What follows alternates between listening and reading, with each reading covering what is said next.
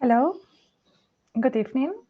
Spain time or Madrid time, Central European time. We are here. This is Soledad Gutiérrez, curator at TVA21 and executive producer on a stage. I'm really happy to be here together with my my colleagues and my companions in this project we are presenting this week, that are Eduardo Navarro, Pratyush, Riya, and Markus. The four of us will be talking today, and we'll be diving deep into a state of mind that it's Octo-Durga, that it's being presented for the first 3 days of the week in the form of 3-chapter animation on a stage. Eduardo Navarro investigates the different ways of transforming our senses in order to have a new understanding of our world. He has unfolded this research or this experimentation through many different formalizations, from large scale installations to performances. BaRiya, the duo formed by Pratyush Pushkar and Riya Raagini, is a transdisciplinary duo from New Delhi, India, that works across art, sound, design, poetry, and writing. And I think it's have given another deep and sense and meaning to Octo-Durga. We will find more out about the collaboration. And a stage that it's a digital platform TVA21 initiated in September this year. And it was very much enrooted on the COVID crisis, in the will for creating a ground for discussion, critical reflection, and still working with artists and institutions. Francesca Thyssen-Bornemisza is the chief editor, and I would say the main motto was always very much interested in collaborating and on creating a network of institutions, partners, associations that would help us to create a truly collaborative, plural, and wide network of people, as we really think that throughout this portal that could be the pandemic, we cannot go through without the help of other institutions. And with us is today Markus Reymann. He is the director of TVA21 Academy.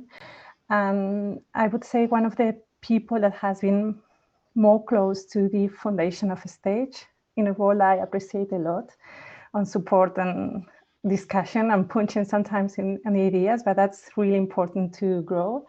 And we have collaborated with the Academy, that the Academy is a foundation dedicated to, or that fosters interdisciplinary dialogue and exchange surrounding the most urgent ecological, social, and economical issues that face our ocean today.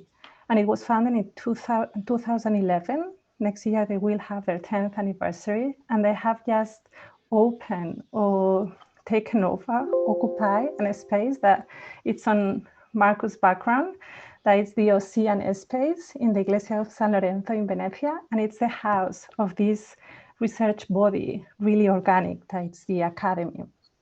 So without many, and there is another person that it's not going to be here in the conversation today, but it's very important also in the life of Octo-Durga, that it's Carolina Fusilier, that she is in Mexico City and lives between Mexico and Buenos Aires.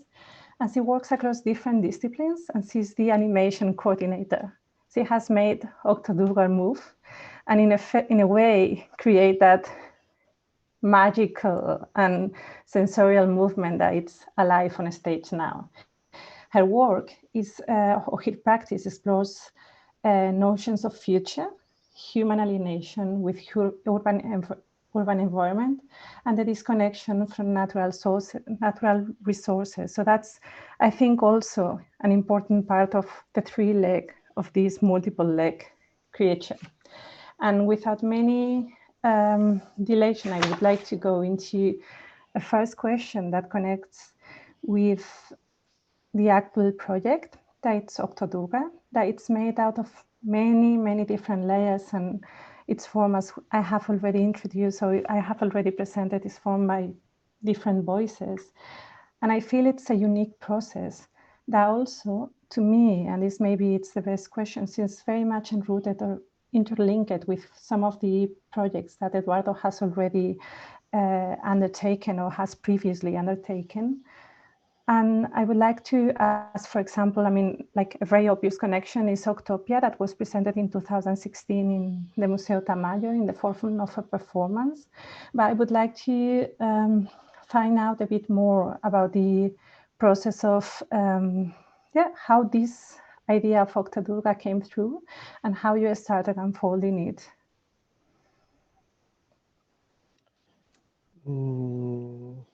Well, thank you for making all these tentacles come together. I think that has been like a quite amazing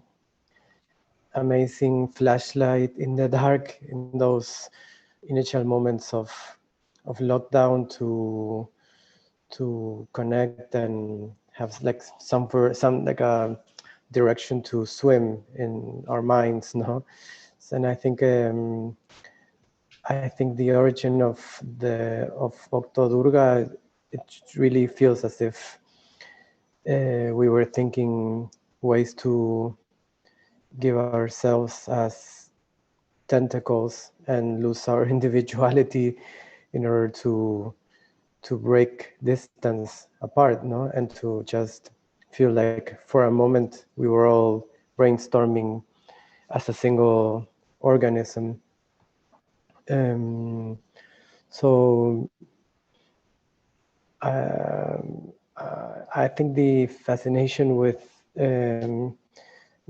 Octopia and with Octo-Durga comes from the possibility of perhaps being a sucker and not being a human being and being completely surrendered to the idea of an holistic being that makes you and you're not making it. So I think there's a moment when the artwork is creating the creator and not the creator creating the artwork. When that happens, then you feel like completely submerged.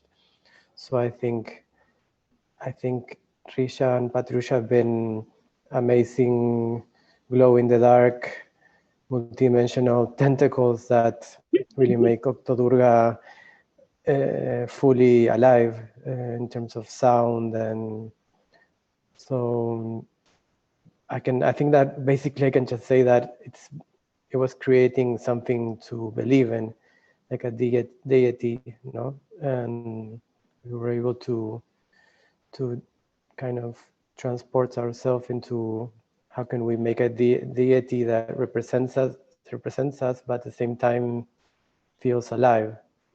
That we're not, it's not a puppet from our side. So I can pass the mic to the two of the tentacles of Dr. Durga, Risha and Patrush, to continue adding tentacles. I think for us, it started as it later came out to be, like Eduardo saw a dream and then wrote to us that, this is what I dreamt of. And then we all started dreaming of it together, which became Octo-Durga. And now we are in Octo-Durga's dreams. So the entire process, I think, was something like that. And thanks to like all of you, like, Eduardo, Markus, Pratyush, Soledad, that you've always kept all of the tentacles slightly connected to each other and slightly talking all the time, so we know where all the tentacles are. There have been like different chapters. We remember like when we started working on the project, uh, we received a letter from Markus in June, and it's November, so a lot of time has gone into it. And the process, it started as a very cathartic one, and by the end of it, we have like both spiritually and politically we have learned and somehow like evolved in our own manner through everything that was happening throughout the lockdown, in fact. And this whole deconstruction of a religion, of a mighty deity, to something which is like so childfully, it can be conceived easily, very easily, and it could be like, so this deconstruction was something that got us in, because right now the things that we are facing are like, I mean, religious glory at multifolds, which you can't really address or can't interact with as an individual artist also. So this was creating our own alternate reality, and through that, like living through it, to be able to come, I mean, fight through our fears to begin with. Like that's how it started for us, especially political fears and all, but different lots of different things to learn. Because one thing that it's interesting about Octo-Durga is that it's this state of mind, like kind of this thinking ahead, or there is a state of hope as well, no? Like kind of creating something that to look forward or to live in, but at the same time it's very much connected with the ground. And with the ground, I mean the surface of the land we are inhabiting, in also its different locations, no? Because it's a process that starts in an encounter in India, but then it unfolds like in a non-locality that it's also part of Octo-Durga's characteristics. So I don't know if you could kind of go deeper into that. In the fact of, like kind of being working as a conversation, like the conversation being a process of a formalization or methodology of working, but also how much Octo-Durga is influenced by the social and the current political and social elements, situations you are living in or you are facing now. No? So like India has always been a religious country, and it's like in our day-to-day lives, before this government happened to us, it was constantly in the background. It wasn't something that was imposing itself onto you, especially when we were university students and like working artists. But suddenly everything that was like culminating in the background took a front stage, a center stage, and the individuals somehow like they got behind it, and the picture was so huge, with like very very fundamental religiosity up front, and individuals like belittled by the whole discourse somehow. So there, like when we first heard about the project, for us to be, I mean, we didn't know much, and we thought that if it had like some religious extensions, uh, it would cost us, like as being a part of the opposition here. But then as we started discovering the whole idea, it was I mean, it had very little to do with with our social inheritance. It had, and while working with Eduardo also, we first had to find common grounds, and we were absolutely thrilled to have found so many. Like we had many, I mean, ample of common grounds to start working on. And even I mean, for us to, like, in the social situation that we are in, and the entire right wing surge, I mean, all over the world, and with the coronavirus after that. So I mean, imagining this like, deity like figure, which is Octo-Durga, and thinking that it be without a gender, and thinking that it'd be it can connect to us and we can connect to Octo-Durga, but on a very non-human plane. and be also able to constantly remind ourselves of our oceanic inheritance somehow. Because I mean, in our daily discourse and the way we talk and the way we, I mean, even our actions, our bodies. So I mean, there is so much of what we can remember of the ocean, but we don't really have that many reminders in culture as well. So I mean, this was also that, those reminders again and again, and how to live in that. So that became very intertwined for us with those social challenges. And in that sense, Eduardo, that connects again with Octopia, no? And with the fascination for underwater creatures, for the figure of the octopus that has like kind of many challenges to our mind in terms of relating to it and learning from it.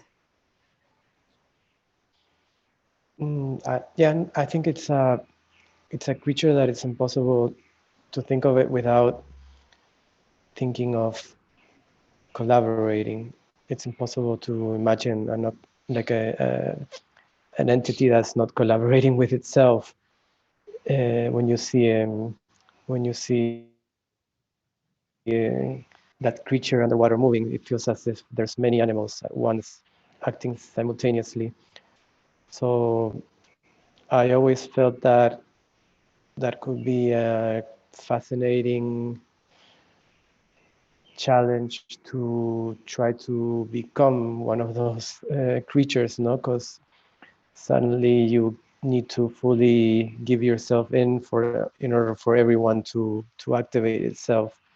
So I think Octopia is, I see it as a game, like playing.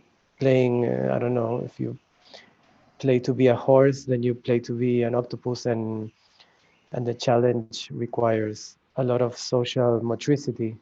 It's a motricity um, work, but I think that if you're really trying to become an animal or something that's not human, then you're not really performing. So I think that's a good way of perhaps stepping outside being a human being, at least for a little while, and saying, okay, if I'm truly an octopus, then I'm not performing, because octopus don't perform. So I think that's a interesting mind game to play. You're not even an artist if you transform into an octopus. So it has endless possibilities to not be whatever you feel you are at that specific moment and be something larger. Sorry, I need to get closer to the screen so you can see me there. I'm coming out of the deep, no? Like, there. Yeah, with the constantly So like interchanging roles also, it was definitely play for us. Like both our drives, like in the intellectual drive or the formal drive, both the drives came to some sort of rest. And since Eduardo and us, we have spent time physically together in a very small space for a month. We went to places. We would go to the clock here, the Jantar Mantar. We'd go to different places, sit in the park for hours. So that intimacy broke the intellectual drive also, and it was definitely a place of play where, as an opposition also, like some sort of like political opposition also, we somehow broke free from a very monotonous role that the opposition would constantly keep on taking, like right now also, like what's happening in India, like things become like protests. The monotonousness of protests is something that we also wanted to address through this work, and which happened to us, and it happened so intimately that it can't be conveyed outside. mhm.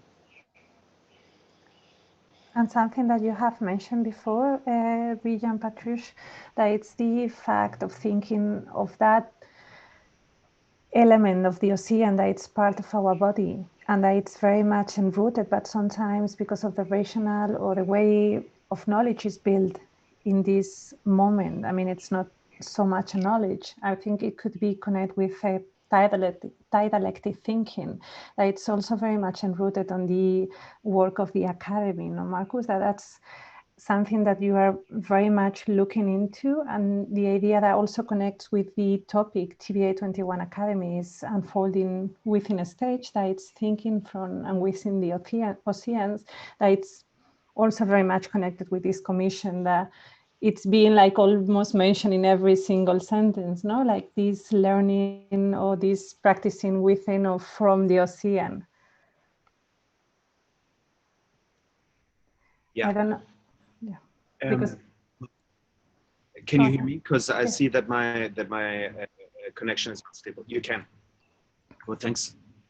First of all, Soledad, for the invitation and giving us the possibility to present and talk about the work a little bit, and just to give you kind of an idea how and why the decision for the work on the stage, right? It's throughout the entire lockdown. Eduardo and I had been in touch and in exchange, and Eduardo has been part of the Academy program since I believe 4 years now, when he actually was part of Dialectics, the exhibition, and before that he came with us on a voyage to the Marquesas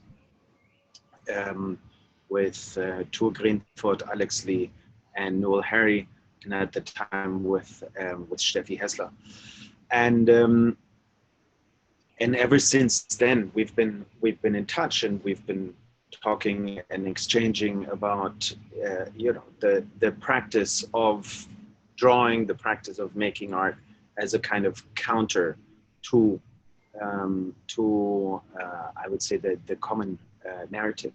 And I think this was really this was one of the reasons for really engaging with this work and going beyond, because all of a sudden there was a completely different way of approaching the situation, right, and dealing with the situation that we would all find ourselves in.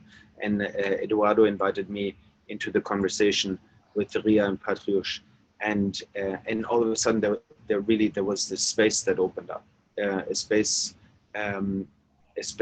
where this kind of digital distance collapsed, and it was a space of real intimacy.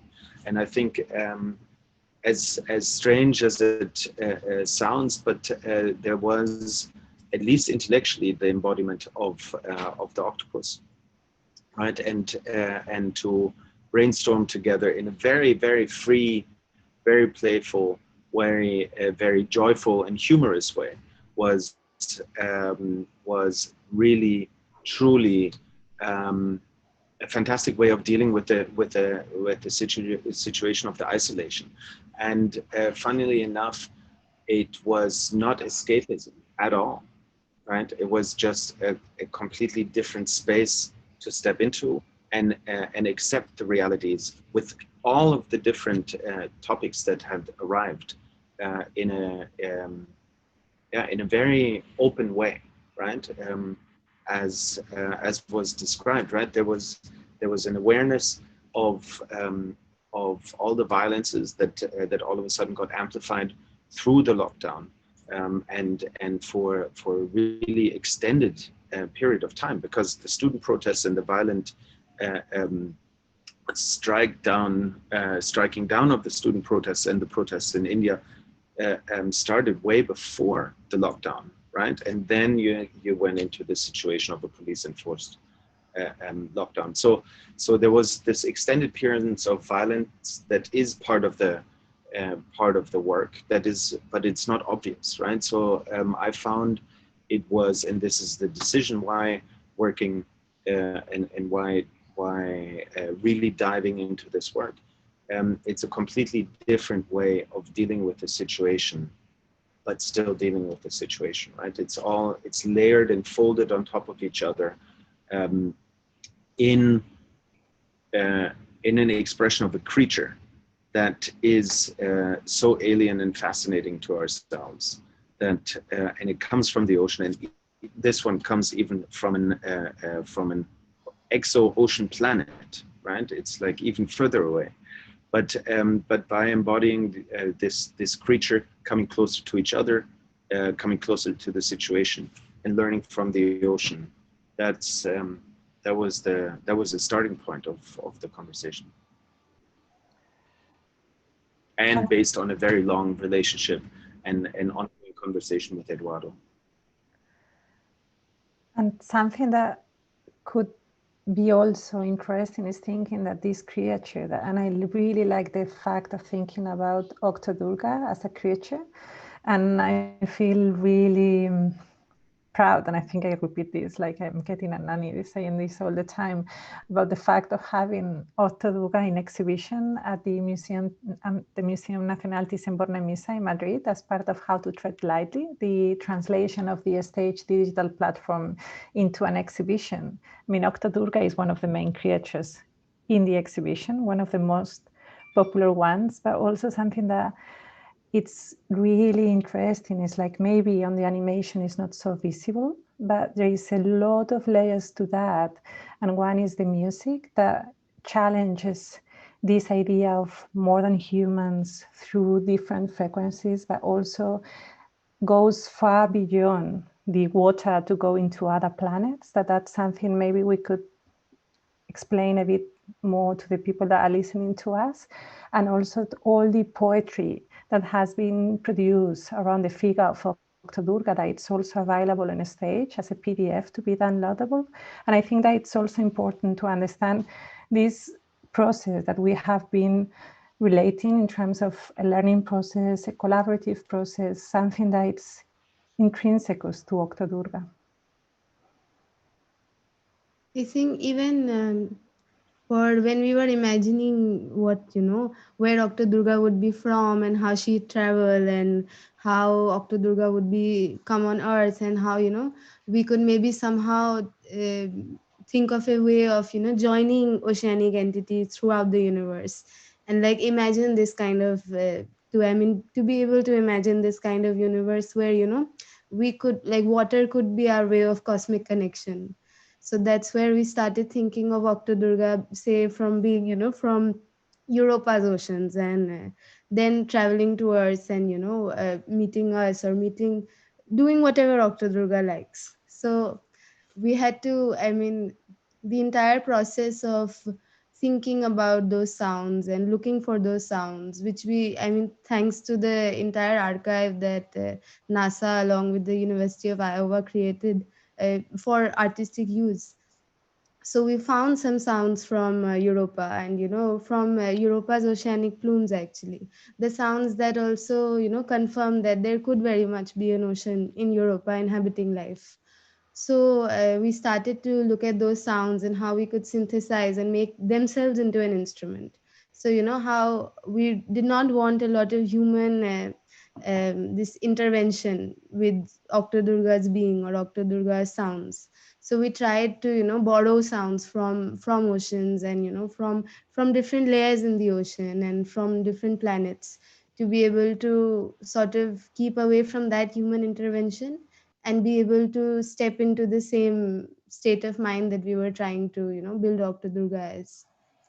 Like on the way from Europa to Earth, you get all the planets that Octo-Durga crosses. So each planet, it's rotating in a different scale. So the composition is also like in the same order, it changes scale. And that's how it sounds atonic to a lot of people. Apart from that, the poetry for us was because we are covering immense territory here. And poetry was necessary for us because it was some sort of a navigation tool to understand what to pick poetically, in terms of sound or in terms of translation. So poetry became a navigation for us. And poetry was where Edu will also agree with us. Okay, yes, this is nice. I like where this is going. We can work on this. And we will keep sharing whatever we wrote on a daily basis with Edu. It was, and so we use poetry to be able to locate, because the first track, that is non-locality, it's somehow like it is our dissociation with the local reality here, because everything, because of the political situation, the consent management, there is so much suspicion at work. Even among the opposition, there is so much suspicion at work that there is a dissociation with the local reality. So there we stepped into the non-locality, and then in cryptic coloration, we took all the sounds, we transformed the poems into different sounds by the ocean and disintegrated them and like merged them with the track, kept there listening. I mean the herds were for the oceanic and creatures to be able to hear properly.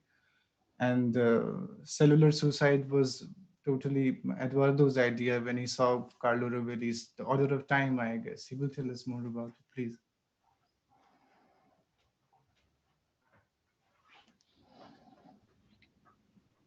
There. No, I'm not sure. Yeah. Back. There, no, I was. I pressed mute button. Oh. Sorry, Markus. Eduardo. You go first. Go. Okay. I thought this is something that is clearly not obvious to the work, right? But there's so many layers that are actually also an offering and a piece of work that is for other than human species, right? And only perceivable by other than humans, right? And I think just to take that into account as well, that there's another layer that we will not be able to perceive other than by narration, right?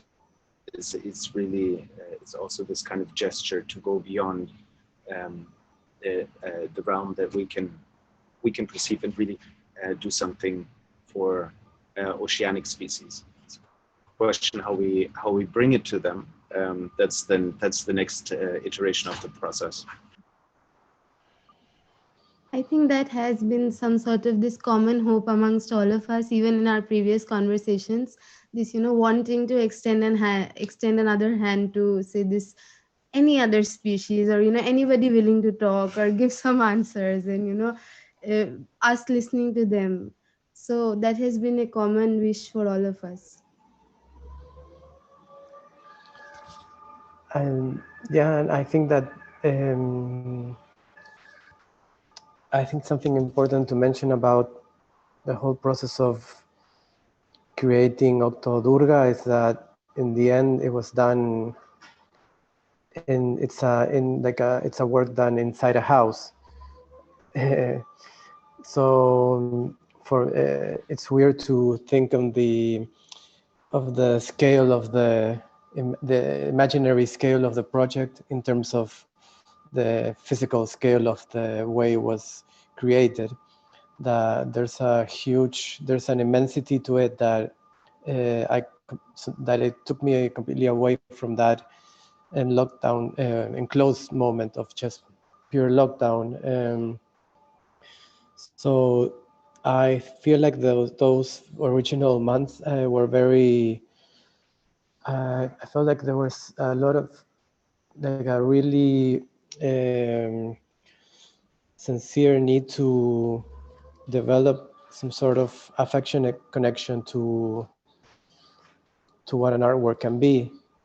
So I think it has like a very, very emotional simplicity to, okay, this artwork represents like an affectionate manifestation of what distance and lockdown felt like, because I feel like that was very, very much what everyone was going through. But at the same time, its simplicity is very radical, I would say. That's, to me, one of the things I appreciate more. Also, when you connect it to the time, or if we situated it within the time it was produced. I mean, in that time, we were isolated and we were facing isolation, and it's an isolation that hasn't lasted for 2 weeks as we expected in the beginning, that has gone and still in a way is going on. Inviting to a creature that it's been created or it's been, I don't know, facilitated, because maybe it was waiting for someone to call her, to represent and to invite for communality, for collectivity. It's really a radical message, and it's like kind of an invitation to think on finding ways of producing that within the situation, no? And that's something I appreciate a lot of Octo-Durga.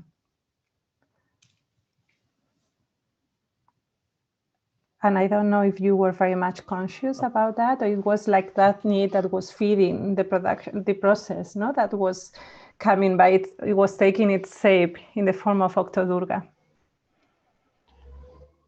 I think it's, I think it's very, Yes, No, Eduardo. you say, Risha. You go.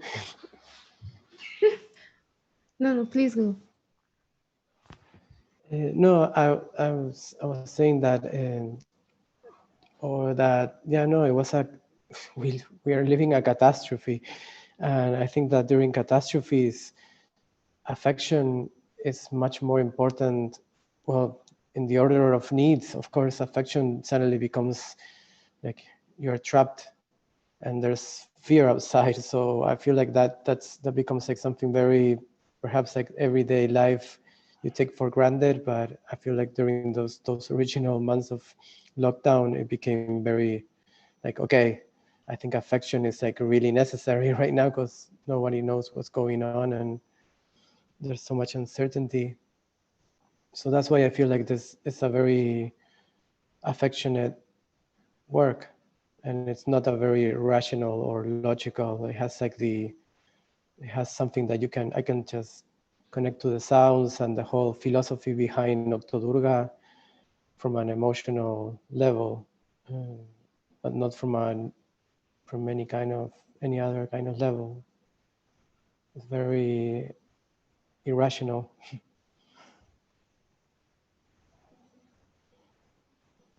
I think even, I mean, very similar. I mean, I was also thinking of something like that, you know, how a lot of folk tales are created out of emergencies or catastrophes or, you know, times of need.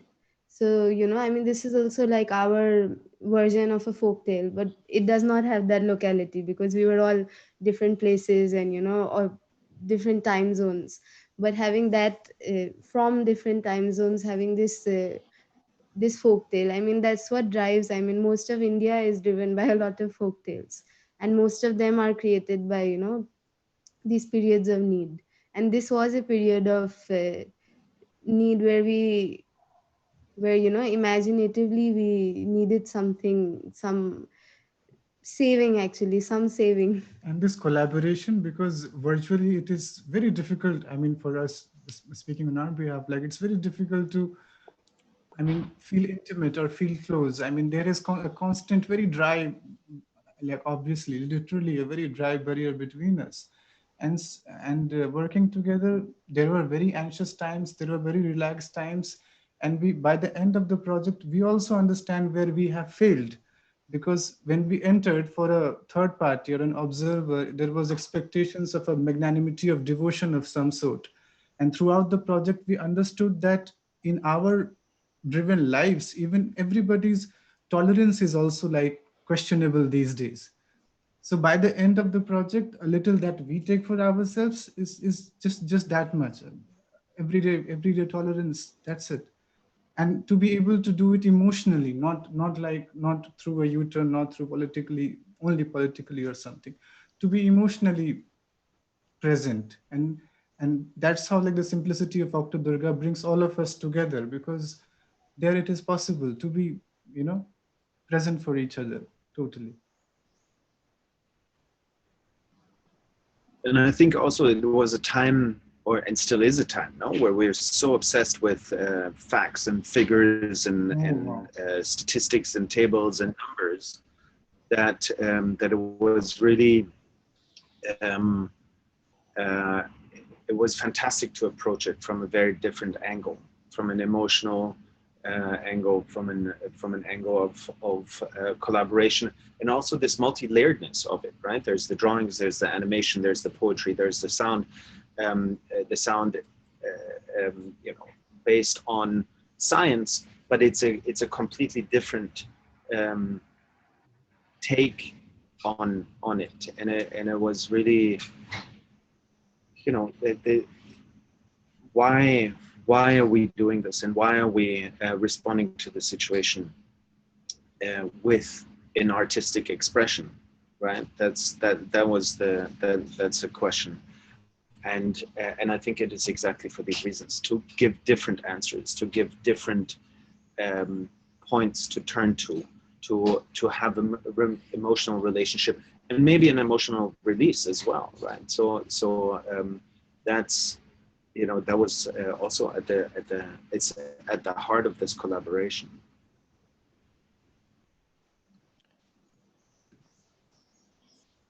I like that in the end, it's really hard to explain, as it's so simple that it's really hard to explain what Octo-Durga is. But in the simplicity behind it, it's like, I believe in Octo-Durga. That's what I can say.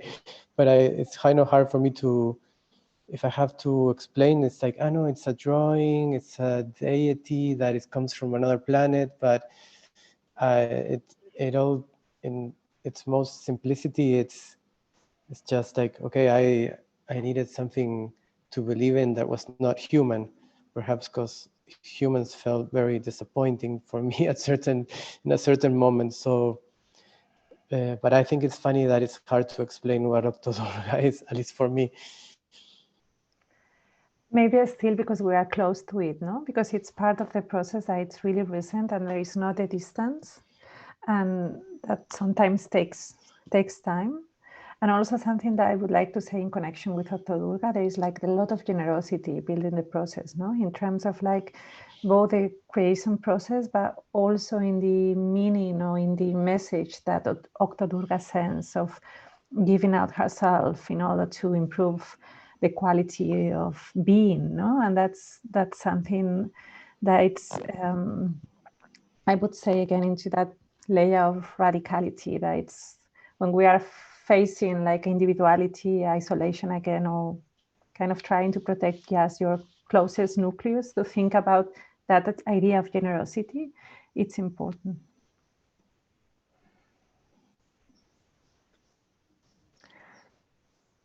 And amplitude also, I think, because I think it's nice to be able to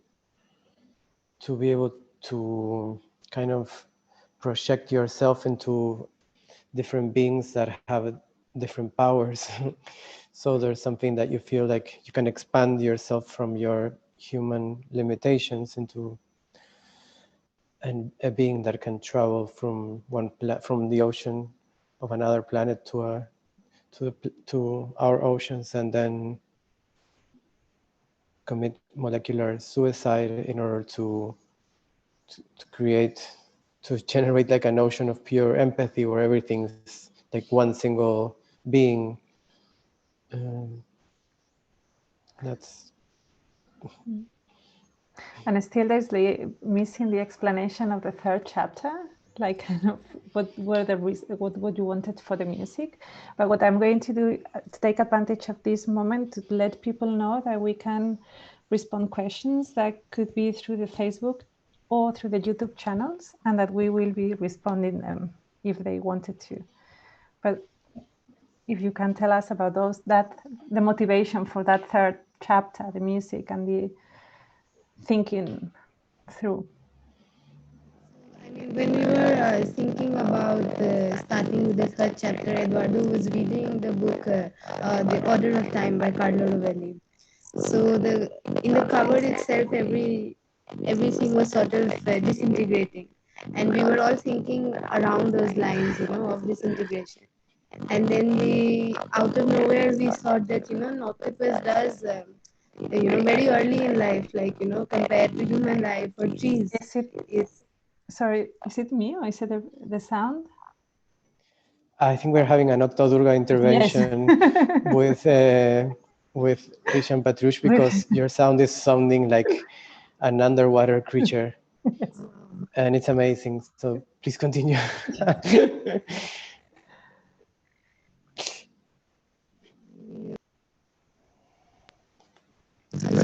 Is it better? No, it's perfect. It's like you asked for the intervention and it's happening. Is it better now? Yes. We are back to Earth. Yeah. No. It was perfect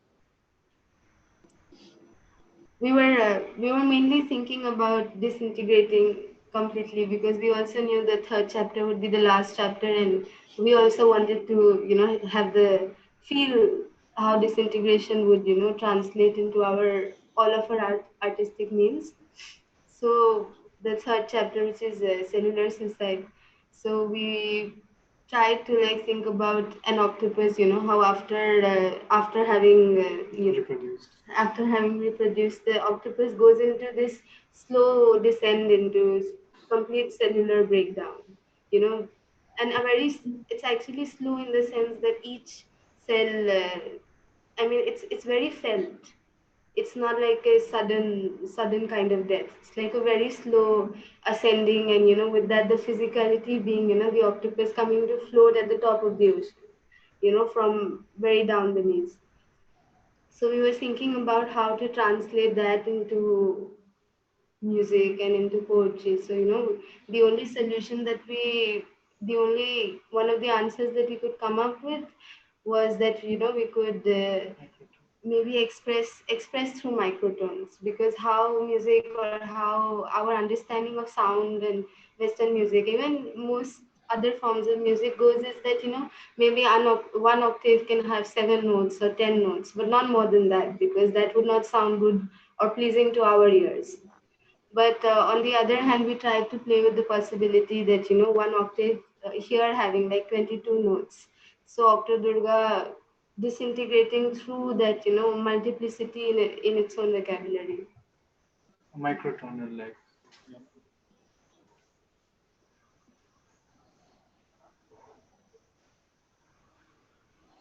And we really have to thank Carolina, because without the animation, like we built a skeleton around the track, but once we saw the animation, once animation came into the, so then it actually deepened our understanding also. We had no idea what was happening, because Eduardo sent Carolina the drawings, and Carolina was taking some time to process, and we were still busy on the skeleton. But when the animation came back to us, and it was again like throughout the project also we have been startled, like, you know, because music took some complexity to be produced, but the drawing would come and like check on us, like, you know, so that you don't go elsewhere.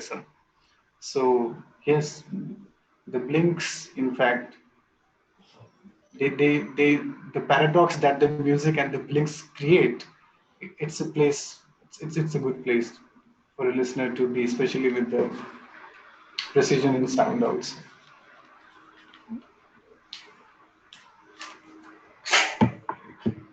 And also, I mean, it's like, and I have a last question from my side, like 10 to, I mean, like 50 minutes on conversation. So maybe if there are no questions, we can start thinking about finishing it. But there is something I would like to ask, and it's that to me is really also important and connects with that idea of communality, generosity, and giving out, that it's a feminine deity, you know? And that idea of the feminine and the feminism as a way of thinking from the ocean or within the ocean, also of giving herself out to improve communality.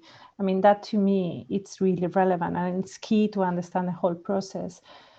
I don't know how you connected with that feminine side. There was like something, or sometimes I think about motherhood in the sense of giving out without asking for anything. And I don't know if that's something that it's present, or it's just me placing additional layers into Octo-Durga.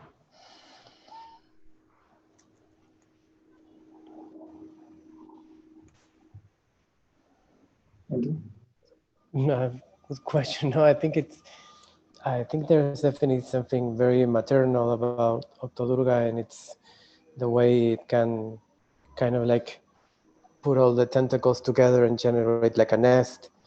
And we were like there, like like eggs in the nest. Like, I don't know, it had something very, very, yeah, I know, very maternal about it.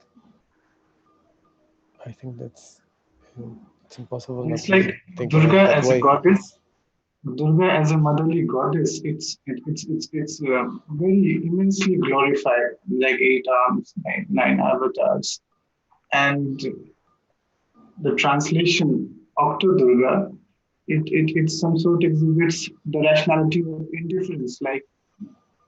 When we translated Octo-Durga, there was one brainstorming where we discovered translations of Octo-Durga, like her imprints or quantum imprints as like a doorknob, as freckles, as like a head massager. So here we have a maternity who at times like, I mean, not the classical maternity as we refer to, but in context, like related to Durga as we know Durga, from that magnanimity, that that ashcharya to something so childish that it loses gender. I mean, it loses gender and still feels like, you know. It's also like, trying to find new meanings of femininity, because I mean, in the entire political discourse of feminism, ecofeminism didn't quite come into the mainstream, which is something that, I mean, finding feminine references from very subtle hints from nature. I mean, how in the human discourses we sort of tend to like this magnify both masculinity and femininity, and but like when you look at these subtle hints of femininity or other gender expressions in nature, they tend to become much more subtle and take on this very androgynous kind of way. So we were trying to also with Octo-Durga like do away with gender, but also try to find new ways of exploring femininity, and which maybe not be very physical or sometimes be absurd, like sometimes exactly. it would tickle you at somewhere that you can't even translate. And the idea was to you know to break the seriousness of whole transcendence and to step into it like you step into a play of some sort. And it really helped that all of this was happening through virtual medium, because it's not to scale.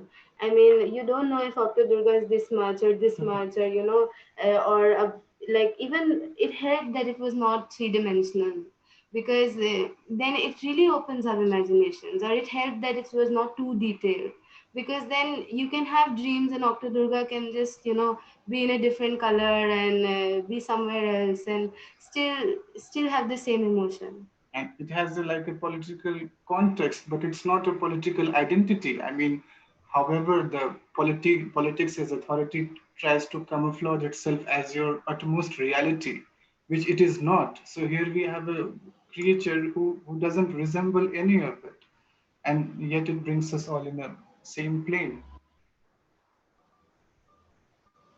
I think also another aspect of it was, in a time where we were so focused on impossibilities, right? The impossibility of travel, the impossibility of being together, the impossibility of all of these things. Octo-Durga is all about possibilities, without being naive about the impossibilities, but it gives us a completely different opportunity, right? And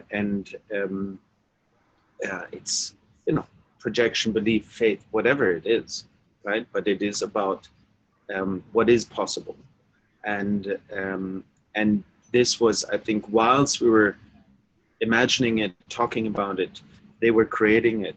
That was such a strong sensation in the process, much stronger than the feeling of something is not possible, right? And that was really very, very unique in these meetings, in these encounters. And maybe that's the best place to finish this conversation, as a possibility of many others to come, as many other lives to be lived, heard, and felt, or sense. That I really like that work, like being mentioning like throughout, because something we really wanted to do with the stage was sensing realities and learning different ways of being, no? And Octo-Durga is a perfect example. So if you don't have anything else, I would like to thank you very much for you being here, to the people that has been with us listening to the conversation, and to Octo-Durga for having led us at the space of possibility. Thank you. Thank you so much, Soledad. Thank you so much, Markus. Thank you, Riya. Thank you, Pratyush. Thank you, Edu. Thank you. Everyone. We stay connected through Octo-Durga. Yes. Yeah. Thank you. Thank you very much. Thank you, Soledad. Thank you, Soledad. Thank you, Soledad. Thank